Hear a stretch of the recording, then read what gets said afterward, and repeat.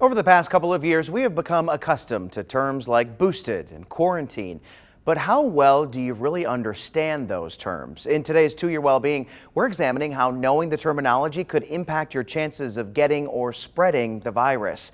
Joining us today is Dr. Deborah Grant, the Chief Nursing Officer for Ambulatory and Population Health for Cone Health. Thanks so much for joining us today. The first question, isolation versus quarantine, is there a difference? To the general public, Chad, that's probably not terms they're used to using. So it really just means stay away from other people. So there's a little bit of difference. Isolation means you have the disease. So you have this virus in this case. You know you have it. So then we say you must isolate. So that's staying away from people. If you've been exposed to it, then we say that's quarantine. So you know that you were with me for lunch today and we were giggling and laughing, and therefore we probably may have spread some germs there. And then I call you and say, oh, I must tell you, I just found out I'm COVID positive.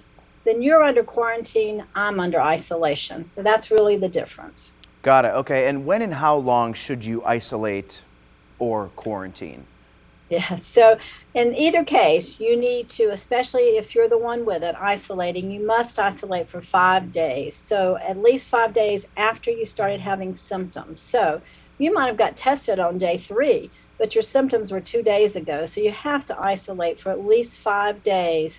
And then after isolation, we really suggest people who have the disease to wear their mask for 5 more days and try to limit anywhere you're going if you can.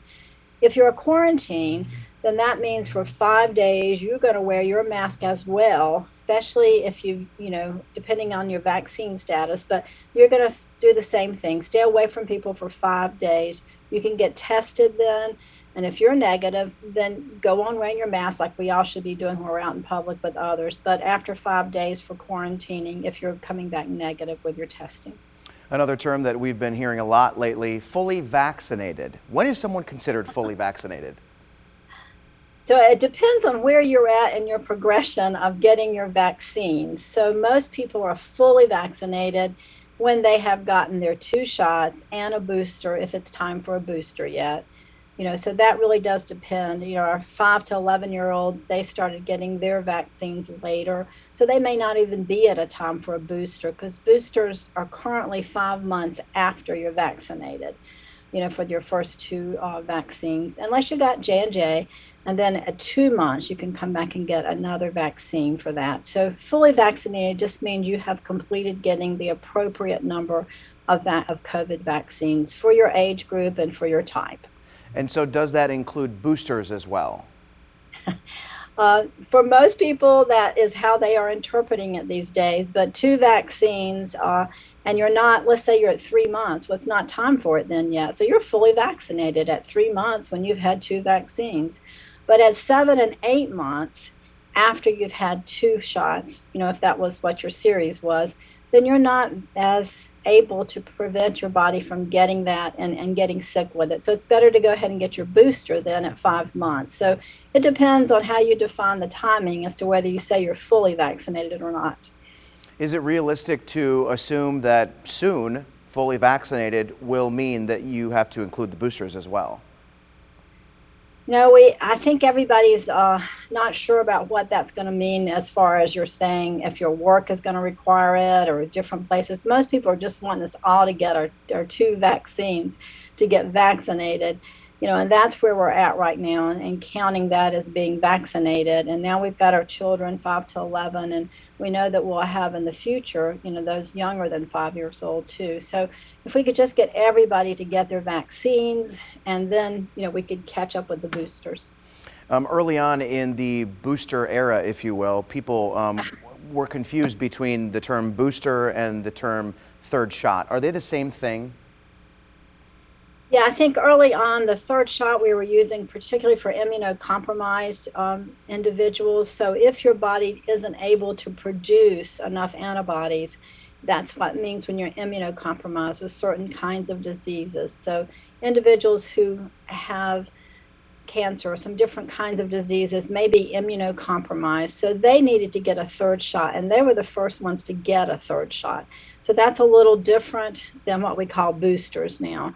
So for the most part, all of us, if you're beyond 5 months after your first two shots with either Pfizer or Moderna, or 2 months after J&J, you should really get your booster to help protect yourself against this disease. Another term that you probably knew well, but now we all know it, is breakthrough cases. Some people hear this term and they might think the vaccine must not be working, but that's not really true. Correct.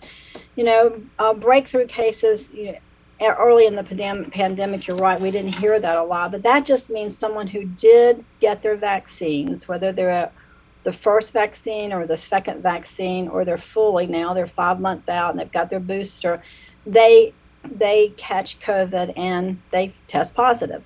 That's called a breakthrough case. So that's where we came up with the breakthrough case, meaning you've already been vaccinated and now you're getting COVID as well.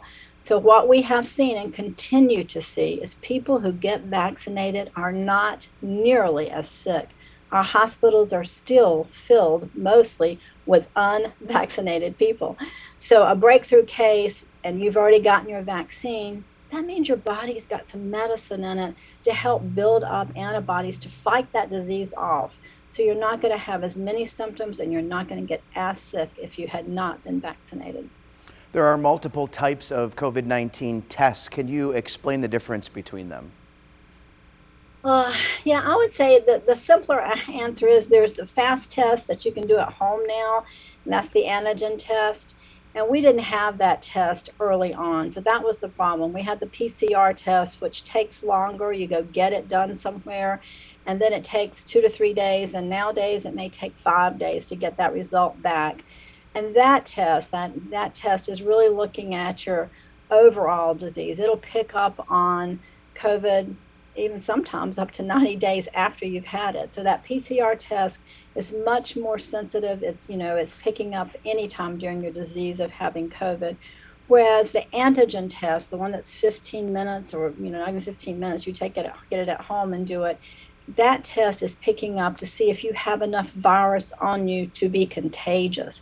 And that's why we were so waiting for these tests to come out, because that means if you take that test and you're positive, you are contagious right now.